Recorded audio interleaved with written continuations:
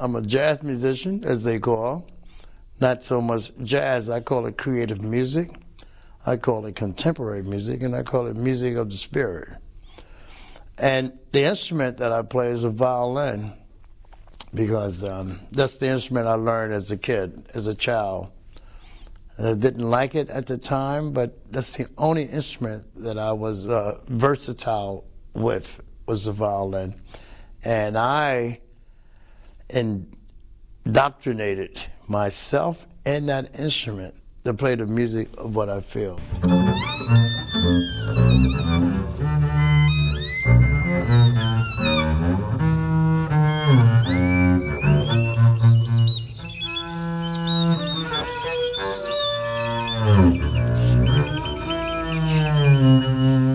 My birth name is William Walker, but in America, William is Bill or Billy. So all my life, my aunts and my mother and them call me Billy, so I've been Billy Walker.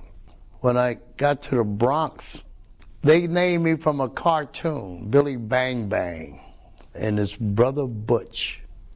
So everybody in the Bronx called me Billy Bang, and that stuck with me everywhere I went, from high school to the Army to everywhere. So when I gave my first concert, I could have put on the flyer Billy Walker or Billy Bang. I said, if I put Billy Walker, maybe 2 people might come. If I put Billy Bang, maybe 25 or 30 might come. So I put Billy Bang. Officially, my name has been legally changed through the law, through the courts, through whatever governments there are in America. There's no more Walker. That's gone out the back door. I'm not on the plantation no more. I have the name that the people in the neighborhood of the Bronx gave me, and I'm very proud of that.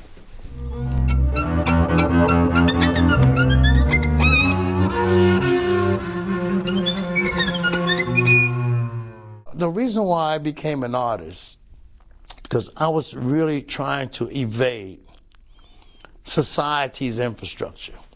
When I came home from Vietnam, I didn't want to kill anymore. I didn't want to be part of the conglomeration of sending people out to die for no reason. So the only thing I could find the truth in was the music.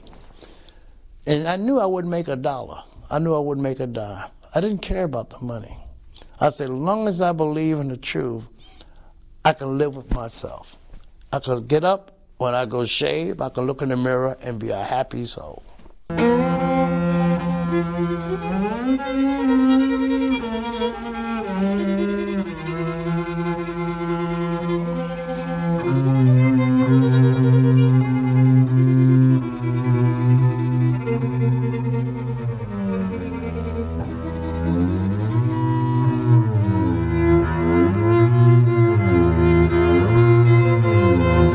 When I was a person growing up, all I saw on TV was European styles of people and clothing, everything. And actually, it makes you hate yourself sometimes, because it really does. Jesus Christ was white, Santa Claus was white, everybody's white. You say, damn, I'm not white. So you feel badly. You have to. There's no question about it. I'm trying not to be too political, but I'm saying it's from the truthisms of my understanding. Sugar. Sweetest thing out here. We put in our tea, our coffees, our hot chocolate. Is originally brown. It's brown. It looks like my color. But they don't want that. So they bleach it, they make it different, and they make it white because it represents their thing. It looks like white people, Europeans, so they make sugar white. It's originally brown. So they don't want nothing brown to be sweet. It's a conscious thing. It's not an accident. It's not like, wow, let's just drop this color in to make an act. You know, it's a purpose to that. Snow White and the 7 Dwarfs. I watched this as a kid. The cowboys that show up, the good cowboys, always dressed in white. The bad cowboys, the evil guys, always dressed in black. So black always means bad and negative and ugly. So I grew up with this. I'm saying, shit, I'm not bad and ugly and negative. And the truth is, I had to fight through all of this to become me, to become myself, to get beyond all this, to get stronger than anything out here, and that's who I am today. I learned to trust my own self And I applied that to my music. And I learned that the universe is one place. The earth, as we know it, is only one home. I started thinking I was a man of the planet Earth. And that allowed me to not think in terms of borders and conscriptions and like, I mean, I was free. I was very free.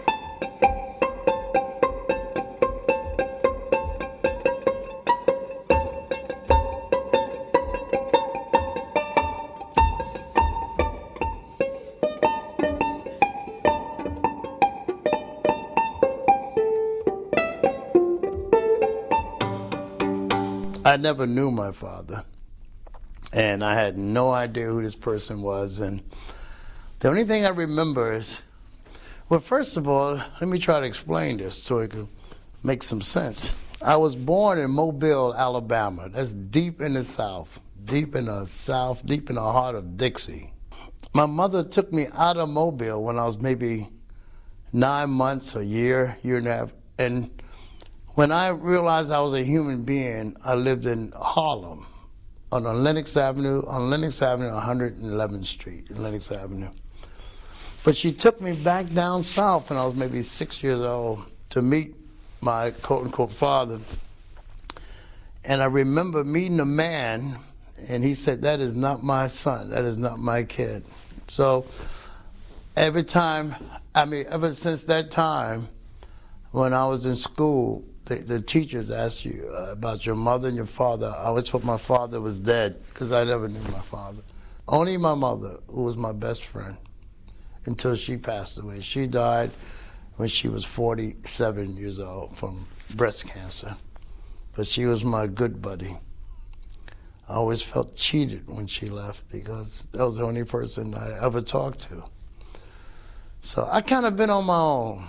I've been on my own even when she was alive because I wasn't really raised at home a lot. I was sent away to school, to private schools and things like that. So I kind of much been on my own for a long time, forever, really.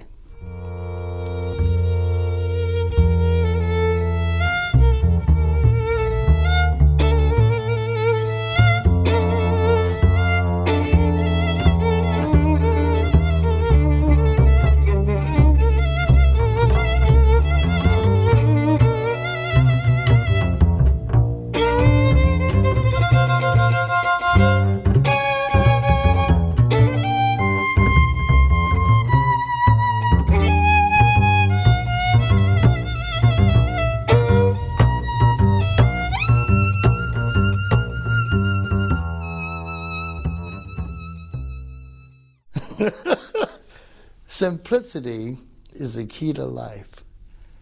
Langston Hughes, when he wrote a character, his character name was Jesse B. Simple.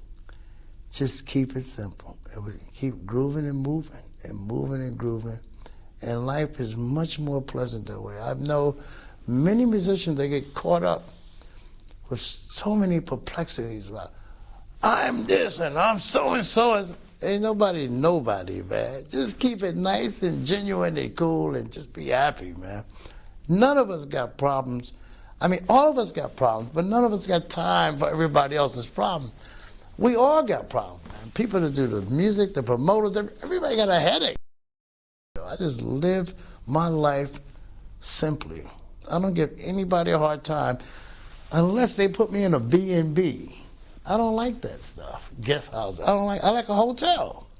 I'm not on vacation. I'm working out here. I need my space. I'm not on vacation, you know. I need a hotel. I need CNN. I mean, unfortunately, I got Sky here, but I need that stuff. I need to know what's going on in the world, what the weather is when I get. I mean, this is work for me.